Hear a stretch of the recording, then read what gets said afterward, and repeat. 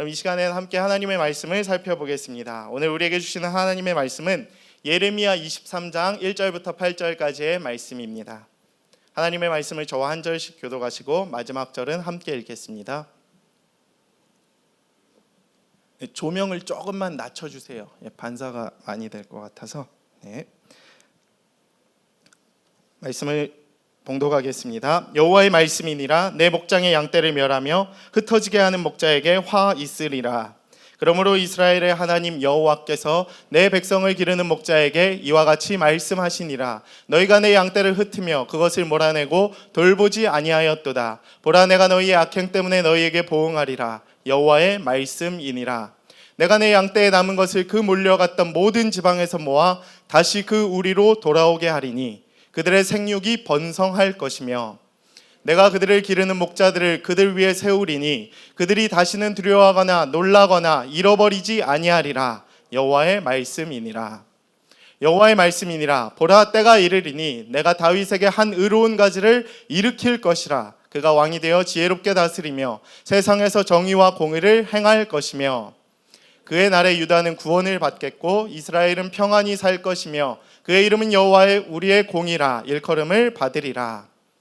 그러므로 여호와의 말씀이니라. 보라, 날이 이르리니 그들이 다시는 이스라엘 자손을 애굽 땅에서 인도하여 내신 여호와의 사심으로 맹세하지 아니하고 이스라엘 집 자손을 북녘 땅 그 모든 쫓겨났던 나라에서 인도하여 내신 여호와의 사심으로 맹세할 것이며 그들이 자기 땅에 살리라 하시니라. 아멘. 함께 기도하고 말씀 듣겠습니다. 사랑의 하나님, 감사합니다. 내가 다윗에게 한 의로운 가지를 일으킬 것이라 선포하셨던 그 여호와의 말씀이 오늘 우리의 말씀이 되게 하여 주시옵소서. 마음이 다친 자들의 마음이 열리게 하시고 회복되게 하시고 그 모든 상처 아픔 가운데 하나님의 위로의 말씀이 임하게 하여 주시옵소서. 두려워하지 않고 놀라지 않고 잃어버리지 않고 주님의 말씀을 받는 은혜의 시간이 될 줄로 믿고 감사드리며 예수님의 이름으로 간절히 기도하옵나이다. 아멘. 네, 오늘은 예레미야 5번째 시간입니다. 지난주에는 제가 주님의 말씀을 따라가는 소명의 길이라는 제목으로 하나님 말씀을 선포했습니다. 그래서 소명은 듣는 것, 보케이션은 보이스에서 이렇게 어원이 나온 것으로 우리가 주님의 음성을 들어야 우리의 소명을 깨닫고 우리의 삶을 주님 앞에 반응할 수 있게 될 것이다 라고 하나님의 말씀을 선포했습니다. 오늘은 23장의 내용입니다. 23장의 내용은 이렇습니다. 미래의 왕 메시아에 대한 희망의 메시지가 선포됩니다. 드디어 우리에게도 희망이 임했다라는 것입니다. 얼마나 힘드셨습니까? 예레미야 말씀 그동안 쭉 무슨 내용이 이어졌습니까? 소명도 있었지만 주된 내용이 심판과 경고의 내용이었습니다. 아픔이었죠. 책망이었습니다. 그러나 오늘은 드디어 심판과 절망의 날 속에서도 하나님께서 우리에게 희망의 끈을 놓지 않고 계시다라는 희망의 메시지를 우리에게 선포하고 계십니다. 그것은 바로 메시아이신 겁니다. 다윗에게 한 의로운 가지가 날 것이니 바로 예수 그리스도라라는 제목입니다. 그래서 오늘 그 말씀을 통해서 이 패역한 세대 가운데에서 어둠의 터널을 통과하고 있는 우리 믿음의 청년들 가운데에 그 삶의 하나님의 위로와 하나님의 희망의 메시지가 가득 넘쳐날 수 있게 되기를 축복합니다. 우리가 그동안에는 심판과 절망과 어두움뿐이었다라면 이제는 그 메시아를 붙잡고 그 예수 그리스도를 우리의 구세주로 믿음으로 말미암아 또 모심으로 말미암아 그리고 의지하고 살아감으로 말미암아 우리의 삶이 구원을 회복하고 놀라운 하나님의 이끄심을 따라 살아갈 수 있는 그러한 믿음의 삶이 될 수 있게 되기를 간절히 소망합니다. 먼저 1, 2절의 말씀입니다. 함께 읽겠습니다. 여호와의 말씀이니라. 내 목장의 양떼를 멸하며 흩어지게 하는 목자에게 화 있으리라. 그러므로 이스라엘의 하나님 여호와께서 내 백성을 기르는 목자에게 이와 같이 말씀하시니라. 너희가 내 양떼를 흩으며 그것을 몰아내고 볼보지 아니하였도다. 보라, 내가 너희의 악행 때문에 너희에게 보응하니라. 여호와의 말씀이니라. 이 말씀은 누구에게 하신 말씀일까요? 여호와의 말씀이 누구에게 임한 것일까요? 예레미야입니까? 유다 전체 백성입니까? 아닙니다. 유다의 지도자들이었습니다. 특별히 그 지도자들 중에서도 유다의 왕가들을 향한 하나님의 말씀이셨습니다. 책망의 말씀이셨죠. 하나님께서 믿고 맡긴 양무리를 돌보는 일들을 그들이 소홀히 했다라는 것입니다. 내 목장의 양떼를 멸하며 흩어지게 하는 목자에게 화가 있을 것이다 라고 이야기를 하고 있는 것입니다. 이스라엘 유다의 왕가들이 백성들을 이렇게 돌봤다라는 것입니다. 하나님은 정확히 보셨습니다. 그 왕가 일가에 많은 그 왕들이 백성들을 잘못된 길로 인도했다라는 것입니다. 소홀히 했을 뿐만 아니라 이상한 우상행 길로 인도하고 상처받게 하고 결국 흩어지게 만들어버린 지도자들을 향한 하나님의 책망의 말씀입니다. 저는 근데 이 말씀을 보면서 한 가지 사실을 깨달았습니다. 그럼에도 불구하고 이 사실로 인해서 나타나는 현실에 우리가 주목해야 되겠다라는 생각이 들었습니다. 하나님은 분명히 지도자들을 향해 책망하고 계신데 저는 그 말씀 속에 숨어있는 그 백성들의 아픔이 느껴지기 시작했습니다. 현실적인 결과는 목자에게 드러나지 않습니다. 애꿎은 양무리가 상처를 받는다는 것이죠. 이 말씀을 묵상해 볼 때 이 시대는 점점 더 참된 목자 지도자가 사라져가고 있는 시대라고 생각을 해보게 됩니다. 무한 경쟁과 이기주의가 판을 치다 보니 지도자들의 진정한 사랑과 섬김을 느끼기가 쉽지 않은 시대가 되어버렸다라는 것입니다. 이 당시에도 그랬고 지금도 마찬가지라는 것입니다. 근데 지도자만 책망을 받으면 다행인데 그 책망의 결과, 그 현실의 결과가 고스란히 그 돌봄을 받는 우리들에게까지, 백성들에게까지 이어진다라는 것입니다. 너무나도 큰 피해와 상처를 받는 사람들이 넘쳐나는 시대가 되었습니다. 이중적인 모습의 가식적인 목회자들로 인해서 매일 나를 괴롭히고 힘들게 하는 말이 통하지 않는 직장의 상사일 수도 있고요. 나라의 위종자들로 인해서 우리는 상처를 받는 경우들이 굉장히 많다라는 것입니다. 혹시 이 자리에 앉아있는 여러분들도 양무리를 파멸의 길로 이끌었던 유다의 왕들과 같은 지도자들로 인해서 상처를 받고 힘들어했던 적은 없었는지요? 저는 그러한 영혼들을 생각할 때마다 가슴이 아픕니다. 눈물이 납니다. 우리 가운데 지금 그러한 현실이 판을 치고 있다라는 것입니다. 혹시 이 중에서는 그러한 상처를 받고 그러한 아픔을 겪고 도저히 견디다 못해 이 자리 가운데 나온 분들도 계시리라고 생각을 합니다. 저는 그래서 오늘 이 말씀이 특별히 그동안 지도자들을 통해서 또 목자들을 통해서 어떤 모습으로든 간에 상처를 받고 힘겨워했던 여러분들 마음 가운데 하나님의 말씀이 위로와 소망으로 다가갈 수 있게 되기를 축복합니다. 오늘 이 말씀이 여러분을 향한 하나님의 회복의 메시지가 될 수 있게 되기를 원합니다. 여러분을 사랑하시는 그 하나님의 참된 사랑이 그 책망의 이면 가운데 숨겨져 있는 소망의 메시지로 다가갈 수 있게 되기를 축복합니다. 하나님께서는 그 남은 양떼를 다시 돌아오게 하신다라고 말씀을 하셨습니다. 3절의 말씀입니다. 내가 내 양떼에 남은 것을 그 몰려갔던 그 모든 지방에 모아 다시 그 우리로 돌아오게 하리니 그들이 생육이 번성할 것이며 내가 그들을 기르는 목자들을 그들 위에 세우리니 그들이 다시는 두려워하지 아니하거나 놀라거나 잃어버리지 아니하리라. 여호와의 말씀이니라. 이 말씀은 하나님께서 우리 모든 아픈 상황을 알고 계시고 회복시키신다라는 것을 말씀하고 계시는 것입니다. 희망의 메시지인 것이죠. 나는 버림받은 줄 알았는데, 나는 하나님께 노임받은 줄 알았는데, 가짜 지도자로 인해 너무 상처가 컸던 여러분들에게 하나님께서는 분명하게 말씀하고 계십니다. 내가 흩어졌던 너희의 무리를 다시 모아서 우리로 돌아오게 만들겠다. 하나님이 흩어져 버린 여러분의 그러한 영혼들을 다시 붙잡아 모으시겠다라고 선포하시는 것입니다. 그리고 너희들을 다시 생육이 번성하게 하며 내가 너희를 위한 참된 새로운 목자를 너희를 위해 세우겠다라고 분명하게 선포하고 계시는 것입니다. 여러분, 양들이 공범입니까? 피해자입니까? 저는 피해자라고 생각을 합니다. 그렇기 때문에 새로운 지도자가 필요합니다. 여러분들 가운데에도 하나님이 그러한 놀라운 메시지로 여러분들 가운데 무너져버린 그러한 영적인 어두움 가운데 여러분을 향한 목자를 일으켜 주시리라 믿습니다. 그리고 여러분들을 향한 그 메시아 말씀, 그 의로운 가지를 여러분의 삶 속에 일으켜 주시리라 믿습니다. 지도자에게 버림받은 양무리가 느끼는 가장 큰 감정이 있습니다. 첫 번째가 두려움입니다. 두려움. 그 버림받았다는 그 아픔과 상처가 두려움으로 나타나요. 그동안엔 인도하심을 받아 살았는데 이제는 나 혼자 됐다는 그러한 두려움이 가득한 것입니다. 두려움에 떨며 나약해질 대로 나약해져 버리고 있다라는 것이죠. 갈 길을 몰라 방황하고 있다는 것입니다. 그러나 그러한 양무리를 향해 하나님은 분명하게 얘기하고 계십니다. 오늘 4절 말씀이죠. 두려워하거나 두려워하지 말라는 거죠. 그리고 놀라지 말라라고 말씀하십니다. 내가 너를 이제는 다시 잃어버리지 않겠다라고 이야기를 하고 계시는 겁니다. 여러분을 향한 메시지로 받아들일 수 있게 되기를 원합니다. 정처 없이 떠돌고 있는 여러분의 신앙의 그 길을 이제는 하나님께서 붙드시겠다는 겁니다. 그 두려움 가운데에서 나약해져 있는, 떨고 있는, 용기를 잃어버린 세대들 가운데 하나님께서 분명하게 말씀하십니다. 이제는 내가 너희를 위하여 나의 의로운 가지, 새로운 목자를 세워주리니 이제는 두려워하지 말고 놀라지 말고 내가 다시는 너를 잃어버리지 않겠다라고 하나님께서 우리에게 약속하신 말씀입니다. 에스겔 34장에도 이러한 말씀이 나와 있습니다. 내가 친히 내 양의 목자가 되어 그것들을 누워있게 할지라 주 여호와의 말씀이니라. 내가 그 잃어버린 자를 내가 찾으며 쫓기는 자를 내가 돌아오게 하며 상한 자를 내가 싸매주며 병든 자를 내가 강하게 하려니와 살찐 자와 강한 자는 내가 없애고 정의대로 그것을 먹이니라. 아멘. 하나님께서 우리를 분명히 그렇게 회복시키실 것입니다.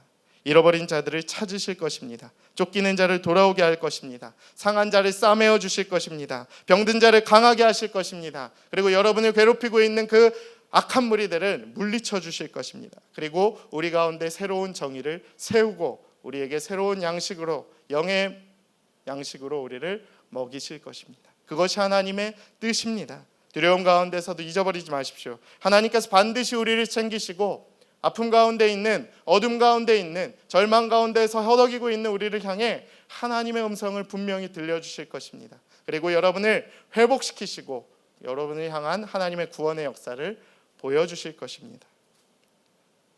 저는 그 역사가 이번 여름 가운데 또 우리 예배를 통해서 여러분들의 삶과 여러분들의 마음속에 임할 수 있게 되기를 간절히 축복합니다. 근데 그 약속의 말씀은 때가 있다라는 것입니다. 때가 이름에 다윗에게 한 의로운 가지를 일으킴으로 나타나는 것입니다. 하나님은 입술로만 약속하시지 않는다는 것입니다. 너희에게 그러한 상처와 어둠이 있다면 내가 일으켜주고 회복시켜줄 건데 말로만 하는 것이 아니라 하나님의 때가 임하면 하나님의 의로운 가지를 일으키겠다라고 이야기하고 있습니다. 5절 말씀입니다. 여호와의 말씀이니라. 보라 때가 이르리니 내가 다윗에게 한 의로운 가지를 일으킬 것이라. 그가 왕이 되어 지혜롭게 다스리며 세상에서 정의와 공의를 행할 것이며 그의 나라 유다는 구원을 받겠고 이스라엘은 평안히 살 것이며 그의 이름은 여호와 우리의 공의라 일컬음을 받으리라. 아멘. 하나님께서 약속하신 말씀은 바로 메시아인 것입니다. 메시아는 그리스도지요. 그리스도는 기름 부은 자, 우리를 향한 구세주라는 것입니다. 죽어있는 우리들의 영혼이 다시 구원을 받을 수 있다고 확신을 허락하신다는 것입니다. 구약에는 메시아 사상이 있습니다.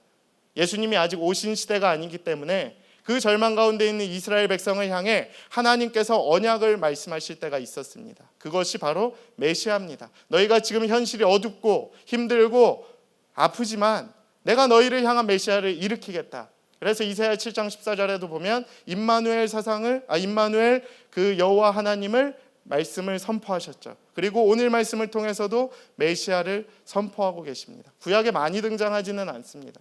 그래서 오늘 말씀이 굉장히 중요하죠. 한 의로운 가지를 일으킬 것이다. 예레미야에서도 거의 유일한 메시아 말씀이죠. 그 절망 가운데 있는 남유다를 향하여 드디어 일으키시겠다라는 하나님의 사랑을 보여주신 것입니다. 이것이 우리의 메시지가 되어야 할 것입니다. 여러분들도 어둠 속에 있을지라도, 여러분들도 그 상처 아픔 속에 있을지라도 때가 되면 하나님께서 임하신다라는 것입니다. 하나님, 제가 하는 말이 아니라 하나님의 약속인 것입니다. 근데 하나님은 어떻게 의로운 가지를 일으키실 것이냐? 희망을 선포하고 계시는데 때가 이르고 그날이 되어 메시아가 오면 유다는 구원을 받고 그 다음 이스라엘은 평안히 살 것이며 그의 이름은 여호와 우리의 공이라 일컬음을 받을 것이다 라고 말씀하고 계십니다. 이처럼 하나님께서는 세상의 지도자들과 왕들은 악하고 부족했지만 하나님께서 새롭게 일으키실 의로운 가지인 예수 그리스도는 그와 같지 않으시다라는 것을 분명하게 말씀하고 계십니다. 그 첫 번째 이유는 바로 의라는 것이기 때문입니다. 의로운 가지라고 하셨죠. 그리고 우리의 공이라고 하셨습니다. 이와 같이 예수님은 우리의 의와 같으신 분이신 것입니다. 의로운 왕이 되실 것입니다. 그리고 이전의 왕들과는 같지 않고 흔들림이 없이 우리를 사랑하고 우리 가운데 정의를 선포하고 또 우리를 완전히 회복시키실 예수 그리스도 메시아로 나타나실 것입니다. 구약에는 그 메시아가 나타나지 않아서 조급하고 힘들었겠지만 이미 우리에게는 그 예수님이 십자가 부활 사건을 보여주시지 않았습니까? 그 메시아를 붙잡고 나아갈 때에 우리에게 그 절망이 희망이 될 수 있다라는 것입니다. 우리에게 그 어둠의 터널이 소망이 될 수 있다라는 것입니다. 그 말씀을 믿으실 수 있게 되기를 원합니다. 여러분이 아무리 어렵고 힘들지라도 여러분들 가운데 의로운 가지를 일으키실 하나님의 그 메시아 사상만 꽉 붙잡고 있다면 예수님께서 여러분과 함께 하시고 또 여러분의 아픔을 동행하시고 회복시키시고 놀라운 구원의 역사를 베풀어 주실 것을 믿고 나아간다면 여러분이 삶이 넉넉하게 그 어두움을 견딜 수 있게 될 것입니다. 구원을 받으시고 또 평안을 살 것을 믿고 나아가십시오.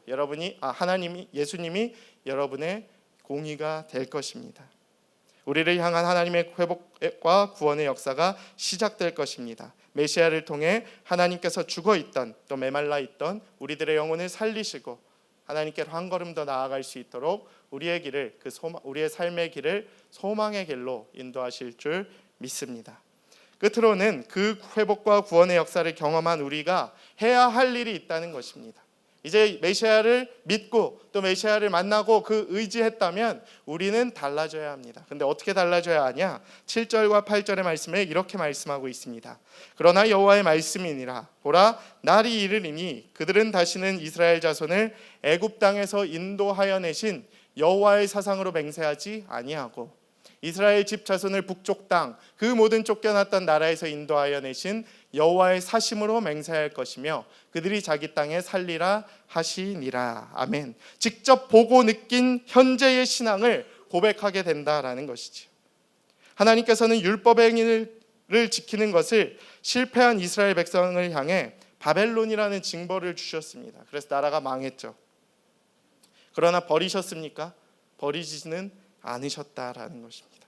다시 회복시키셨다라는 겁니다. 그게 놀라운 메시아 사상입니다.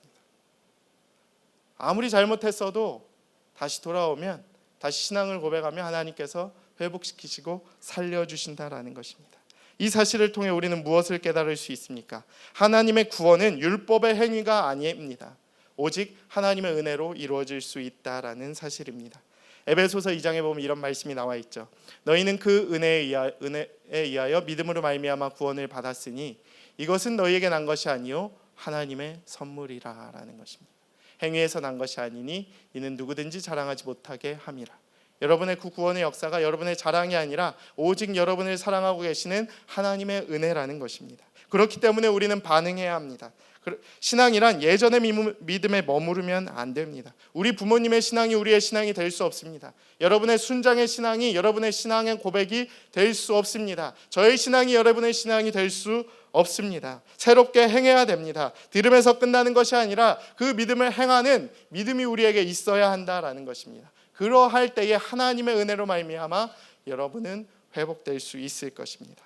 하나님의 백성의 신앙 고백은 죽은 고백이 아닙니다. 7절에 나타났듯이 옛날 출애굽 세대의 고백이 아니라는 것입니다. 이제 북방 땅 바벨론 땅 가운데서도 우리를 살리신 그 하나님의 은혜를 향한 신앙의 고백이 되어야 한다라는 것입니다.